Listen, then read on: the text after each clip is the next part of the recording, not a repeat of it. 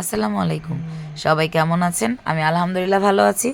আজকে আমি করে দেখাবো সারা জীবনেও স্বাদ না ভোলার মতো এক অমৃত স্বাদের হাঁস বোনার রেসিপি। এই রেসিপিটি আমার একটি ইউনিক রেসিপি এবং আমার সিগনেচার আইটেম। তো চলুন দেখে নেই। আমি প্রথমে বাজার থেকে হাঁস কেটে ওখান থেকে ড্রেসিং করিয়ে নিয়ে এসেছিলাম এবং বাসায় এনে গরম পানি দিয়ে লোমগুলো ছাড়িয়ে নেওয়ার চেষ্টা করেছি। যেগুলো ছোট ছোট ছিল তা ছাড়ানোর জন্য আমি প্রথমে হাঁসের গায়ে হলুদ মেখে নিয়েছিলাম এবং আগুনে ঠিক এভাবে ঝলসে নিচ্ছি।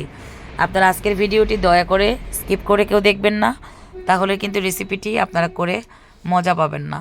তো সম্পূর্ণ রেসিপিটি দেখলে আপনাদেরও বাসায় রান্না করে খেতে খুব সহজ হবে। আমি আমার পছন্দ মতো কেটে ভালো মতো ধুয়ে নিয়েছি। এখানে 3টি হাঁস রয়েছে এবং আমি দেশি হাঁস নিয়েছিলাম। তো এরপর আমি নিয়ে নিয়েছি এখানে কাটা মশলা, সেটা হচ্ছে পেঁয়াজ, এবং নিয়ে নিয়েছি কাশ্মীরি মরিচ বাটা। এটাতে ঝাল হবে না, তবে লাল হবে সুন্দর। এরপরে নিয়েছি আদা রসুন বাটা, নিয়েছি ঘি, নিয়েছি পোস্তদানা বাটা, নিয়েছি রসুন কোয়া, তারপরে নিয়েছি নারকেল বাটা, বিভিন্ন ধরনের গুঁড়ো মশলা, হলুদ গুঁড়ো, মরিচ গুঁড়ো, জিরে গুঁড়ো, ধনিয়া গুঁড়ো এবং গরম মশলা গুঁড়ো। নিয়েছি তেজপাতা, 2টি কালো এলাচ, নিয়েছি জায়ফল, নিয়েছি গোলমরিচ, নিয়েছি দারচিনি, লবঙ্গ এবং এলাচ। নিয়েছি টমেটো সস। আমার ঘরে টমেটো পেস্ট শেষ হয়ে গিয়েছিল, তাই আমি বাইরে থেকে সস কিনে এনেছিলাম। আপনারা চাইলে টমেটো কেটেও দিতে পারেন। এরপর আমি একটি পাত্রে সামান্য তেল দিলাম। সামান্য বলতে আমি সবসময় যেরকম ব্যবহার করি তার থেকে কম দিয়েছি, কারণ এই রান্নাটাতে আমি অবশ্যই ঘি ব্যবহার করব এবং মাঝখানে একবার সরিষার তেল দিয়ে দিব। তো প্রথমে আমি বাগারের জন্য শুকনো মরিচ দিয়ে দিলাম এবং তারপর দিয়ে দিলাম গোটা গরম মশলাগুলো। এটাই হচ্ছে আজকের রেসিপির প্রথম চমকপ্রদ আইটেম এবং একটি ইম্পর্ট্যান্ট স্টেপ। আপনারা যদি এই স্টেপটি ফলো করেন তাহলে অবশ্যই হাঁস ভুনা খেতে হবে দারুণ স্বাদের। এরপর আমি দিয়ে দিলাম ঘি। সুন্দর একটি অ্যারোমা বেরোয়া পর্যন্ত আমি ভেজে নিচ্ছি। এরপর আমি দিয়ে দেবো এতে পেঁয়াজ কুচি। আজকে আমি কোনো মশলারই পরিমাণ বলছি না, আপনারা ভালো মতো লক্ষ্য করুন।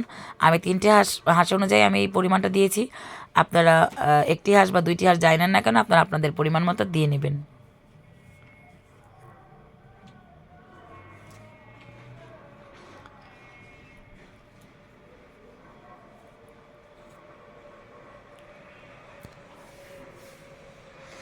এই পর্যায়ে আমি দিয়ে দিচ্ছি আদা রসুন বাটা। একটুখানি ভেজে নিয়ে এতে আমি গরম পানি দিয়ে দিব যেন মশলাটা পুড়ে না যায়। আচ্ছা, অনেকেই বলেন যে হাঁস কাটা বাছা ধোয়া এবং রান্না করা খুবই কষ্টের ব্যাপার এবং ঝামেলার ব্যাপার। কই, আমার কাছে কিন্তু একদমই এরকম মনে হয়নি, বরঞ্চ আমি খুব এনজয় করে কাজটি করেছিলাম। আর এই হাঁস ভুনাটা আমার একটি সিগনেচার আইটেম এবং ইউনিক একটি রেসিপি। আপনারা যদি চান আমার পেজে অবশ্যই নক করবেন এবং অর্ডার করতে কিন্তু ভুলবেন না। আমার পেজের নাম শেফস রসুই, কিংবা আপনারা আমার ফেসবুক মেসেঞ্জারেও কিন্তু নক দিয়ে জানাতে পারেন। এরপরে আমি গুঁড়ো মশলাগুলো দিয়ে দিয়েছি এবং ভালো মতো ভেজে নিচ্ছি। তো দিয়ে দিলাম মরিচ বাটা আর একটু পানি দিয়ে দিলাম, যেহেতু আজকে আমি ননস্টিক প্যানে করছি না, তাই আমি একটু পরপর নেড়ে দিচ্ছি এবং প্রয়োজন মতো পানি যোগ করে নিচ্ছি। মশলা কষানোর কোনো বিকল্প নেই, অবশ্যই ভালো মতো কষাতে হবে। এখন আমি দিয়ে দিলাম টমেটো সস।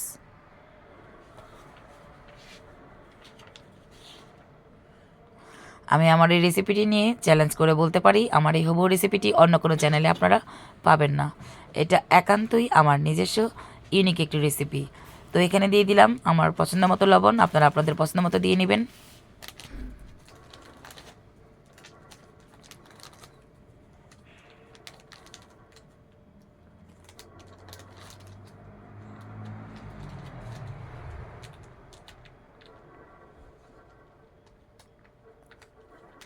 আমি আপনাদের সুবিধার জন্য কিন্তু প্রতিটা স্টেপে বলে বলে দিচ্ছি, আপনারা একটু খেয়াল করে শুনবেন। এরপর আমি দিয়ে দিলাম মশলা কষানো হলে হাঁসের মাংসগুলো এবং মশলার সাথে ভালো মতো নেড়েচেড়ে মিশিয়ে নিচ্ছি। আচ্ছা, কেনই বা যাবেন 300 ফিট বলেন তো? কেনই বা যাবেন বড় বড় রেস্টুরেন্টে টাকা খরচ করে খেতে? ওই টাকা দিয়ে কিন্তু আপনারা ঘরে কিন্তু ডাবল খেতে পারেন।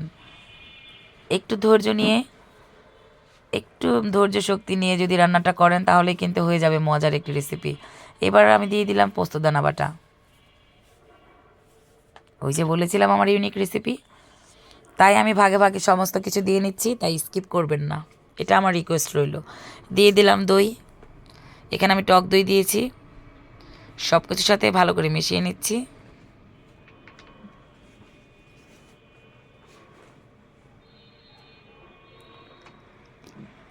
যতই কষানো হবে ততই পানি বেরোবে এবং রঙটা চেঞ্জ হওয়া শুরু করবে।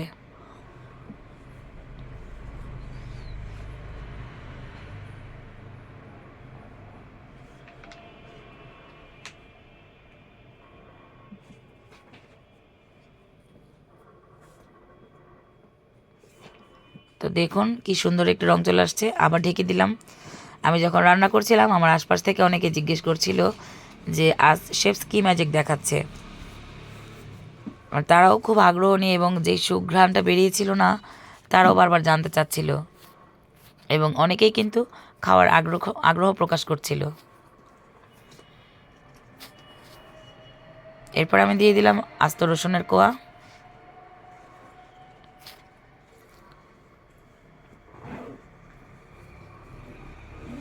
আমি দেশীয় খাবারে যে ট্রেনিংগুলো করাই এটা তার মধ্যে একটি আইটেম, তো আজকে আমি আপনাদের সাথে সেটা শেয়ার করে দিলাম।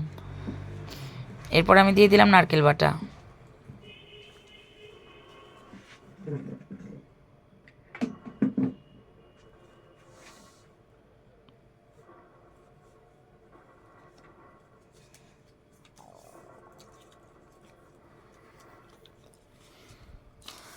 এরপর আমি দিয়ে দিলাম একটু ঘি, আপনারা চাইলে নাও দিতে পারেন।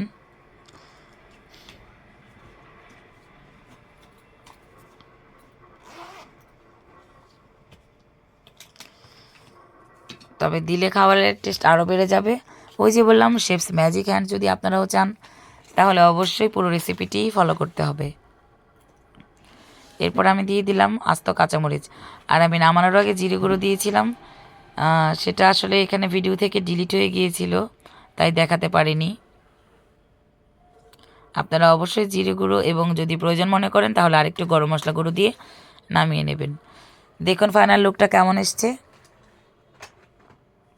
এবং খেতেও হয়েছিল দারুণ মজার এবং খুবই সফট।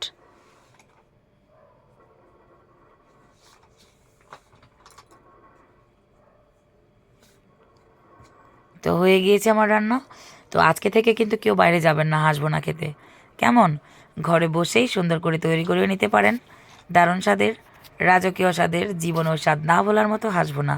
আমার রেসিপিটি ভালো লাগলে সাবস্ক্রাইব করবেন, পরিচিতদেরকে সাবস্ক্রাইব করতে বলবেন এবং আমার জন্য দোয়া করবেন। আসসালামু আলাইকুম।